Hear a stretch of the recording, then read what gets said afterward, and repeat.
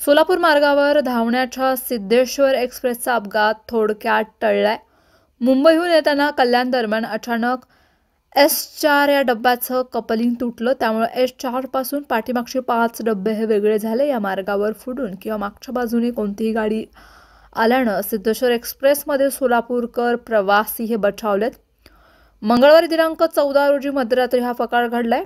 दरम्यान मुंबई येथून सिद्धेश्वर एक्सप्रेस रात्री 10:40 सोलापूरकडे निघाली। ही गाडी कल्याण जंक्शन यार्ड येथून सुसाट निघाली।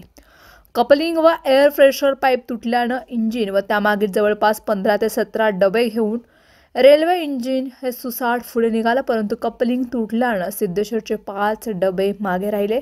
अचानक गाडीची गती कमी का झाली हे TCच्या लक्षात आलं आणि तात्काळ इंजिन चालकाशी संपर्क साधून घडलेल्या प्रकारे सांगितलंय।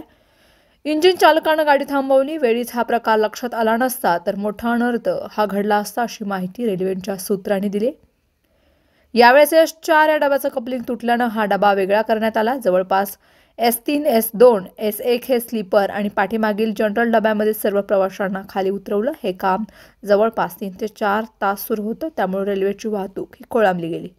या दरम्यान नादुरुस्त डबा वेगळा करण्यात आला। त्यानंतर तांत्रिक अडचण दूर करून सिद्धेश्वर एक्सप्रेस पहाटे 4:15 वाजण्याच्या सुमारास सोलापूरकडे रवाना झाली।